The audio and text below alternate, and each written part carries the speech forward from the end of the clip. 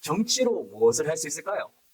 해외여행 다니는 거 말고, 정작 압수수색하고 감옥 보내는 거 말고, 언론사 탄압하고 광고 끊는 거 말고, MOU로 허위 광고하는 것 말고는 정말 없을까요? 그래서 준비했습니다. 스피스가 준비한 문제를 해결하는 정치화 방송, 그 시작입니다. 감사합니다. 안녕하십니까. 진행을 맡은 저는 스픽스 백경록 기자입니다. 그리고 오늘 출연은 더불어민주당 정책위원회 부의장이요, 현재 민주당 대구 달서구갑 예비 후보이신 권태근 전 위원장님이십니다. 안녕하십니까. 네, 반갑습니다. 백경록 화이팅입니다. 작년에 뵙고 이제 1년 만에 처음 뵙는 것 같습니다. 그 불과 10월이잖아요. 작년 연말에 시청 들으시면 한 2년 동안 못 보더라고요. 그 문제를 해결하는 정치, 오늘 이렇게 문제를 해결하는 정치화 방송 저희가 뭐 정했는데요. 오늘 첫 시작입니다. 너무 좋았습니다. 저는 대구에서도 이런 주제를 가진 유튜버를 만들 수 있다. 역시 스피스 대구 화이팅입니다. 오늘 준비한 주제는 정말 많은 문제를 안고 있습니다. 이게 말씀을 들어보시면 깜짝 놀랄 건데, 인구 50만 도시에서도 중학교가 폐교되고 있다는 소식입니다. 이 문제에는 인구 문제, 경제 산업 문제, 주거 문제, 교육 문제가 함께 들어있습니다. 이 문제를 제대로 풀어내는 방법을 찾는다면 저는 대한민국을 바꿀 수도 있지 않을까 생각합니다. 자, 지금부터 말씀드리겠습니다.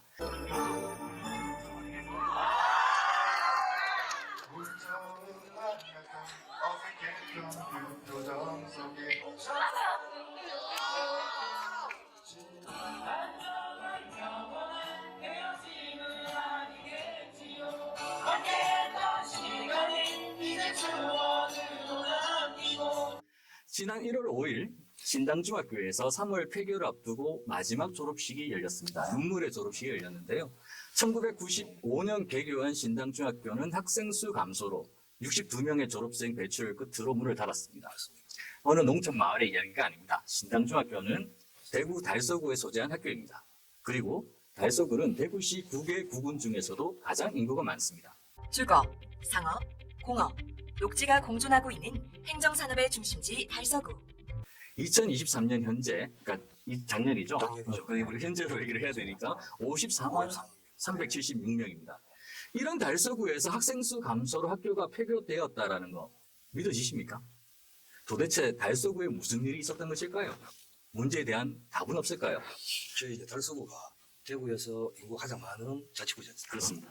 2020년도에 네. 달서구 주민이 60만 1명을 찍었어요. 그래서 60만 넘었다고요? 네. 그래서 2000년 1월 1일 날 한 분이 이제 달서구 쪽으로 주민등록을 이전하셔가지고 공무원은 60만 1명이 되면서 달서구가 그 당시에 전국적으로도 자치구에서 인구수로는 5위 안에 들어갔었거든요. 그리고 이제 거의 23년이 됐잖아요. 네. 쭉 인구가 좀 줄어서 한 6만이 빠져서 작년 기준으로 53만 명 정도 떨어진 54만 명 정도로 떨어진. 이대로 가면 계속 더 줄겠죠? 제가 이제 국회의원이 되면은 인구가 다시 증가하지 않을까. 자, 그런 문제를 한번 풀어보도록 하겠습니다. 제가 질문 드리겠습니다. 신당중학교 폐교 소식, 지역민들은 어떻게 보고 있을까요? 주민들께서는 안타깝고 찹찹해 하셨죠. 29년 된 신당중학교의 폐교. 사실 아이들이 줄어드는 도시는 희망이 없는 도시를 상징하지 않습니까? 그렇죠. 그래서 성서 지역은 전국에서 가장 번성했던 성서 산업 단지가 있는 곳입니다. 그렇죠. 그러다 보니 이번 신당중학교의 폐교는 단순하게 중학교의 폐교를 넘어서 성서 산업 단지와 성서 지역의 쇠락을 보는 듯 해서 주민들께서는 안타까워도 하시고 함께 성서 지역의 미래에 대한 우려들이 크신 상황입니다. 이게 계속 인구가 줄고 특히 이제 학교는 사실은 마지막 희망이지 않습니까? 이게 학교가 줄어든다는 건 우리 지역이 사라진다라는 거하고 또 똑같은 말이고. 그런 위기감을 갖는 거죠. 그 어떻게든 학교를 살려보려고 여러 사람들이 노력하는데 지금 그 주변에 계신 분들 말고는 그 소식을 대구에서 제가 전해 듣지를 못했어요. 지금 2022년 연말부터 해서 대구 교육청에서 학교 학령 인구 감소에 대해서 그렇죠. 네. 폐교 준비를 했었고 또 작년에 주민들 투표를 통해서 거의 한 75%, 3분의 2가 넘으면 학교를 폐교할 수 있거든요. 네네. 그래서 투표 과정을 통해서 주민들이 찬성을 했죠. 아. 좋은 것이라서 찬성하는 게 아니라 학교를 유지할 수 있는 학령 인구 기준을 계속 몇 년째 맞추지 못하고 있다 보니까 어쩔 수 없이 폐교에 대해서. 그럼 예를 들어 주민들이 거기서 이제 반대하면 학교는 살릴 수 있었던 건가요? 그렇지 않습니다. 그건 교육청에서 학교 유지의 정원수가 정해져 있거든요.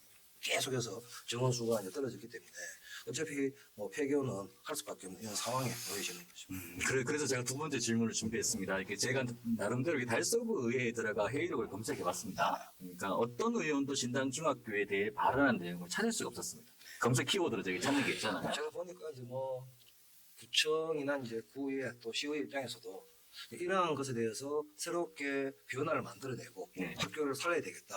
이러한 이제 도전적인 생각들을 보다가는 시대의 이제 흐름이 그러니까 학생들이 줄어드니까 폐교할 수밖에 없는 거 아니냐라고 하는 생각들이 더 크신 것들. 그리고 학생 수가 줄어들고 인구가 줄어들면 그럼 예를 들어가지고 뭐 지역인 의원들도 좀 줄이고 뭐 그런 걸 해야 되잖아.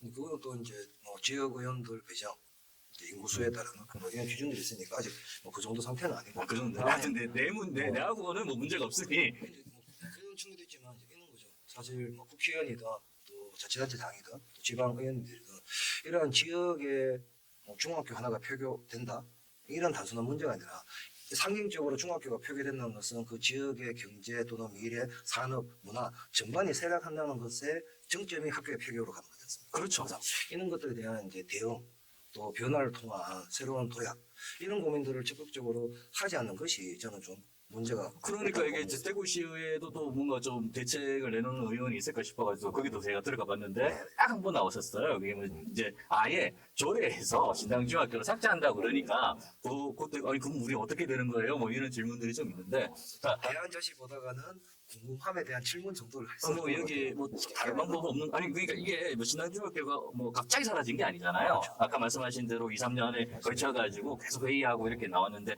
그러면 그동안 신당중학교를 살리고 지역민들을 어떻게 만들 것인가 인구 정책을 어떻게 만들 것인가 이런 부분에 대한 논의가 전혀 없었다라는 거죠. 그 이제 사실 올해 2024년도에 저희 지역에서 초등학교 중에서는 가장 전통 있는 초등학교가 성서초등학교. 네. 97년 된 성서초등학교 올해 입학하는 1학년 신입생 숫자가 34명입니다. 네. 그래서 이제 어떤 분위기냐면 저는 이제 그런 부분에 대해서 되게 좀 답답한데 네. 뭐 지역에 뭐 정치를 하시는 분들 또는 뭐 행정을 하시는 분들이 이러한 이제 쇠락의 상황들에 대해서 그냥 받아들이는 순응하는 이러한 스트레스들이 더 크세요. 그래서 이것에 맞서서 변화를 통해서 다시 뭐 제도약을 해보자 이런 좀 뭐 진취적이고 조금 공격적인 이러한 고민들이 없어서 대구 뭐 행정 또는 뭐 정치의 분위기가 또 그래서 되게 좀 답답하고 그러니까 말씀하신 정치의 분위기는 용산에서 꽂아주면 꽂아주는 대로 투표를 하는 정치 뭐 이런 것 같은데 그건 워낙 우리 빼고 또 시민들 일부는 익숙해 하셔가지고 뭐 하여튼 그 문제를 뭐 많은 분들이 그러니까 해결을 해보려고 노력하고 이렇게 하면 안 됩니다. 그리고 그런데 이제는 거의 다 자포자기한 상태. 뭐 그러니까 대구는 보수의 정지 이제 끝났다 보이는 거. 좀 뭐 자포자기도 있지만 오히려 이제 정치가 지역의 쇠락이나 또 주민들의 먹고 사는 문제 또 지역 아이들의 미래 이런 부분에 대해서 비전도 만들고 시도도 하고 이렇게 하는 게 정치 본연의 역할이잖아요. 네. 그거 하라고 주민들께서 국회의원도 구청장도 지방의원도 뽑아주시는 건데 그것도 좋고. 또 대구에서 이제 우리 뭐 당을 이야기할 게 아니라 대구 정치가 그러한 경쟁과 도전과 미래를 준비하는 이러한 정치의 모습을 보여주지는 않는 게 가장 좀 답답하기도 하고 그러니까 저희가 그러니까 정치인들을 요구를 하는데 결론은 그 정치를 뽑은 사람들은 투표하는 우리였다라는 그 문제가 있잖아요. 뭘 다 해봤는데 안 되더라. 뭐 10년 이상 해보니까 안 되니까 이제는 막 답이 없으니 자포자기다. 이러면 어쩔 수 없잖아요. 네. 제가 봤을 때는 그러한 변화를 통해서 대안을 세우고 도약을 할 수 있는 방법들이 있는데 시도를 안 한다니까. 그러니까 자체는. 시도를 안 하면 아무 문제도 없다. 그 지역은 쇠락하고 뭐 아이들의 미래는 더욱 암울해지지만 이것을 한번 바꿔보겠다라고 나서는 대구 정치인도 없고 또 대구 정치의 정서가 분위기가 그렇게 되지도 않은 상황이 현재 대구 정치의 현주소 아닌가 이런 착잡함을 가지죠. 그래 하여튼 성서 지역의 학생 수가 줄어들어서 결국에는 이제 학교가 폐교됐어요. 그런데 문제에 대한 질문은 다시 드리면 인구가 줄었기 때문인 거잖아요. 결론은. 그렇죠. 그러면 성서 지역의 인구가 왜 줄었을까요? 저는 이제 세 가지 요인이 있다고 보거든요. 첫째는 성서 산업단지의 노후화와 경쟁력 저하가 첫 번째 원인이에요. 제가 봤을 때는. 왜냐하면 40년 전에 이제 입주한 기업들이 굳이 국가 산나 아, 그쪽으로 가서 간 겁니까? 유지를 한 거죠. 아, 공장들이? 저희 고향에? 80년 몇 개 너무 좋아하시는 거예요. 그러니까 어떤 문제가 있냐면 40년 전에 성서 공단을 분양받아서 업을 했던 사장님들이 공장을 네. 국가산단 쪽으로 옮겨가시는 거예요. 네. 또 옮겨가고 나면 그 공장은 비잖아요. 비는데 저희 이제 그 산업단지에 법정 규제가 있어요.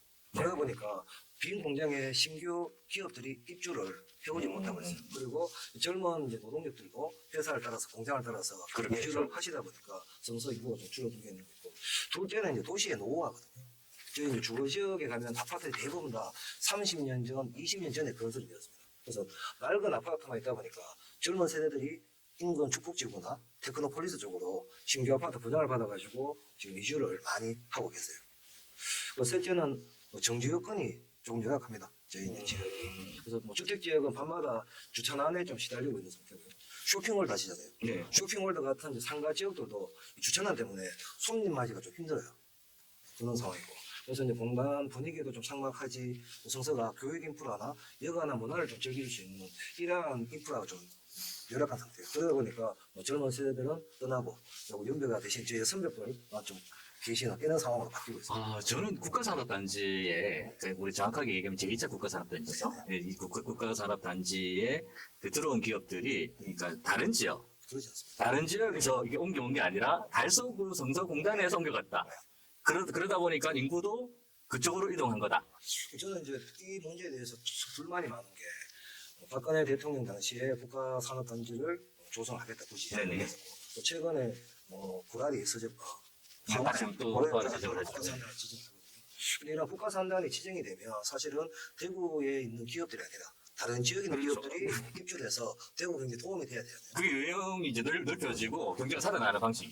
그 국가산업단지를 만드는 이유 자체가 55% 이상은 대구에 있던 기업들이 다른 산단으로 이전하는 대구 공장들이 다른 지역으로 이전하는 이러한 이제 내수 현상만 지금 있기 때문에 국가 산단이 오히려 저는 지역 경제에 도움이 되느냐 하는 고민도 드는 거죠. 그러니까 이게 우리가 역대 시장들한테 계속 이야기 들었던 거 국가산업단지를 만들어서 여기에 다양한 지역의 기업들이 들어와서 일자리가 만들어지고 그리고 그 일자리에 따라서 인구가 늘어나고 물론 인구를 계속 주는 걸 눈으로 봤습니다만은 그러니까 결론적으로 얘기하면은 요 대구 지역 여기서 대구 인근에 옮겨갔다. 이게 사실이라는 거죠. 그리고 이제 성소공단에 분양을 받아서 한 40년 기업을 하신 분들이 국가산단이 조성이 되고 또 국가산단 분양가가 낮잖아요. 네네. 공장을 옮겨가시는 거죠.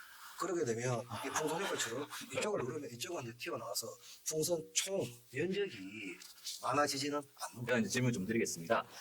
그동안 아까 말씀하셨지만 이 지역의 정치권 인사들 국회의원에서 구청장까지 어떤 시도를 했었을까요? 제가 이제 제기하는 거죠. 도대체 뭐 했냐는 거죠. 30년 동안 대구가 전국 GRDP 최고 꼴찌 그리고 인구도 줄어들고요. 우리 윤석열 당시 그 대선 후보는 그거를 광주라고 그랬어요. 광주하고 대구가 똑같습니다. 실제 그 배경적인 이야기는 차치하고 하더라도 저는 지역에서 뭐 30년 이상 일단 독점의 지위를 갖고 계셨던 뭐 국민의힘 국회의원님들 또 구청장 같은 자치단장들 또 지방의원님들 도대체 지역이 계속 쇠락하고 몰락하고 있고 성서공단도 지금 가동률이 60%대로 떨어졌거든요.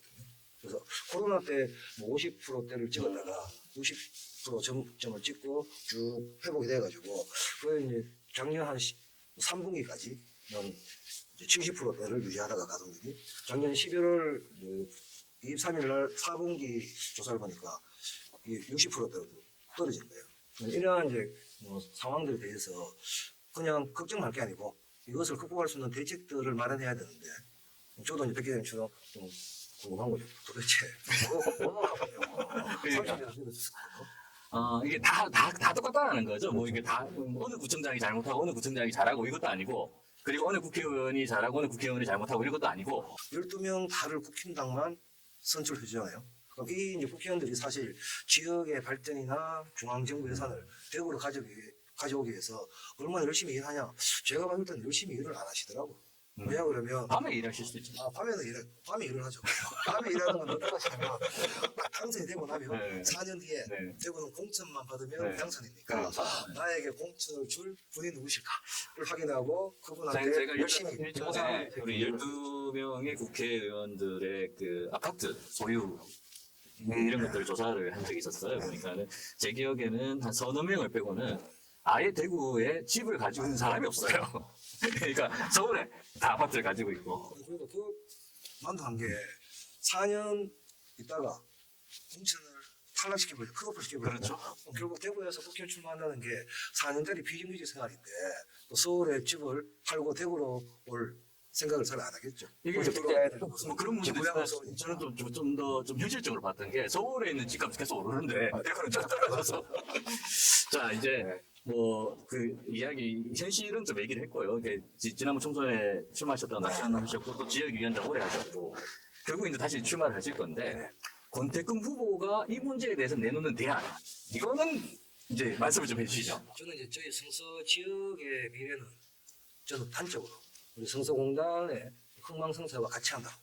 그래서 저는 정치를 시작하면서 성서 산업단지의 혁신과 제조업 르네상스를 만들어야 되겠다. 이 고민을 르네상스 많이 듣는 얘기예요. 이제 이걸 하려고 그러면 두 가지가 필요합니다. 하나는 지금 성서공단은 40년 동안 법정 제한으로 규제가 딱 돼 있습니다. 업종 제한이라는 게 구체적으로 어떤 업종을 공단을 조성하면 물론 이제 A 구역은 예. 섬유, 그렇죠. B 구역은 기계, 네. 뭐 C 아, 구역은 아예 어느 업종이 못 들어온다는 게 아니라 어느 업종만 들어가야 된다는 게 그렇죠. 있어요. 아 그래요? 그러다 보니까 그 해당 이제 섹터에 그 지정되는 업종이 아니면 입주가 안 되는 거죠. 그게 이제 40년 동안 아 이걸 그대로 놔뒀다는 거예요? 40년째 그렇게 두고 있는 거죠. 그러다 보니까 제가 말씀드렸듯이 40년 전에 공장을 분양받아서 기업을 영위하셨던 사장님들이 국가 산단으로 가요. 네. 또 그 공장을 비잖아요. 네. 이 빈 공장에 누가 들어와야 되잖아요. 그렇죠. 근데 임대를 공장 받고. 가동이 들어가는 네. 거예요. 근데 여기에 업종이 다르면 못 들어오는 거예요. 그래서 지금 이제 제가 이번에 이제 주요하게 추진하려고 하는 것은 저희가 1차 산단부터 5차 산업단지까지 있거든요. 그래서 이제 1차 산업단지들이 40년 된 산업단지들. 네. 노후화된 산단의 규제 개혁을 통해서 융복합 산업단지로 활발화시키겠다. 이게 첫 번째 이야기를 드리고 있는 것이고, 두 번째는 저희 이제 노후 산단이거든요. 네. 40년 내서 그래서 이 대개조사를 그래서 제가 지난 총선에서 산단 대개조사 유치를 공약으로 제시를 했는데, 근데 낙선은 제가 했지만 그 당시 2020년도 5월달에 문재인 정부에서 지방 산단 중에서는 유일하게 서서 산업단지를 산단 대개조 사업으로 선정합니다. 그 군시작했다고 제가 알고 있는데. 군시장 신청을 대구 지방 산단은 관리처 대구시거든요. 네네. 그래서 대구시에서는 중앙정부에 지정을 해주 입사 신청하는 것이고, 지방 산단 중에서 유일하게 서서 산업단지를 산단 대교 사업으로 선정을 해준 것은 문재인 정부가 지정은 됐지만 이후에 이제 문재인 정부 끝나고 난 다음에 이 부분은 지정이 되면 이게 네. 5개월 동안 연차별로 산단 대교 사업이 진행이 돼요. 그래서 지금 공경혁신 시뮬레이션 센터라든가 또 신재생 에너지 인프라 구축 사업 등을 통해서 친환경 스마트 그린 산단 전환 사업을 지금 4년째 내년 2025년까지 진행이 되거든요. 그리고 연차별로 진행이 되고 있고, 그래서 저는 이 성서 산단의 스마트 그린 산단을 완성하는 문제, 또 1차부터 해서 산단의 규제 개혁을 풀면 성서 산업단지도 충분하게 제조업 르네상스를 통해서 우리 청년들이 일하러 오고 또 젊은 세대들도 떠나지 않고 성서에서 희망을 찾을 수 있다라고 확신을 하고 있습니다. 그러니까 결국에는 아니 저는 이제 조금 더 깊게 들어가야 되는 문제가 이제 가장 큰 문제는 그 이 업종을 제한해놨다가 어떤 업종 들어요. 근데 그 문제는 해결을 아무도 안 했고 어쨌든 그 전 정부에서 요즘 모든 잘못이 전 정부에서 나오긴 합니다만은 전 정부에서 스마트 그리드 산업 뭐 이런 것들 산단 대개조 사업 지정은 했는데 예, 지원을 하고 있고 그러면은 일부분 성과가 나오고 있습니다. 앞에 말씀드렸듯이 이제 인프라 구축 사업입니다. 네. 그래서 공정회계 시뮬레이션 센터 또 이제 작년에 선정이 되어서 사업이 지금 진행 중에 있고, 또 작년에 말씀드렸던 재생에너지 그린 산단 사업도 네. 진행이 되고 있는 사업은 앞에 말씀드렸듯이 공단의 대개조 사업을 진행하는 측면이 있고, 이건 대부분 다 인프라 사업이에요. 네. 그래서 이게 뭐 500억, 뭐 300억 이런 거. 근데 이제 사실 성송단에 입주해 계시는 이제 사장님 입장에서는 그게 별로 피부에 잘 와닿지 않아요. 당장 이제 이게 사업을 진행하고 있는 중이다 보니까 입주해 계신 그 사장님들은 피부에 잘 네. 와닿는 측면이 하나 있고, 또 하나는 이런 인프라를 구축하는 사업과 더불어서 가야 될 것이 제가 막 주장하고 있는 규제 기획을 통해서 공단에 다양한 업종들이 들어올 수 있도록 융복과 3단으로 전환하는 것이 필요하다라는 말씀을 이제 계속 제가 주장하고 부분의 규제가 심하다 보니까 새로운 공장들이 못 들어왔다. 이렇게 볼 수 있을까요? 조금 이제 이야기가 길어지는데, 이제 기업하시는 분들이 더 좋은 공장 입지를 찾아서 이전하는 것은 아주 자연스러운 네. 기업의 활동이다. 생각보다 잘 거죠. 맞죠. 네. 뭐 소수 공단에 입주해 있던 기업들이 국가산으로 가는 거는 그 기업들의 아주 당연한 네. 대응 활동의 판단인데, 문제는 성서산업단 자체가 산업 전환, 근데 지금 뭐 4차 산업혁명이 빠르게 진행되고 네네.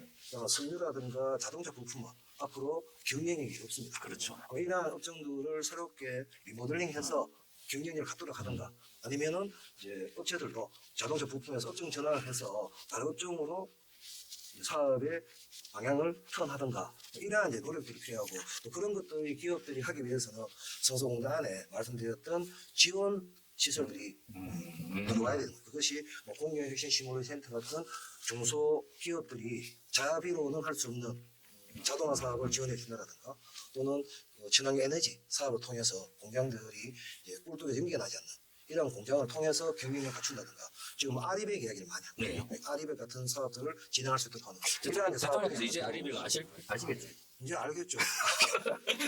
번역을 쳐주는 또 듣다 보니까 다른 이제 또 대안이 하나 질문을 드릴 수밖에 없는데 이런 거예요. 이게 구체적인 문제가 정서 산단에 있다라는 것도 알겠고 이제 해결책도 얘기를 하셨어요. 그런데 사실은 이제 산업 문제를 해결하는 건 되게 지난한 문제라는 게 있잖아요. 근데 이제 예를 들어 우리가 일자리가 예를 들어 가지고 달성군으로 옮겼다 하더라도 주거지는 달서구에 둘 수 있는 거잖아요.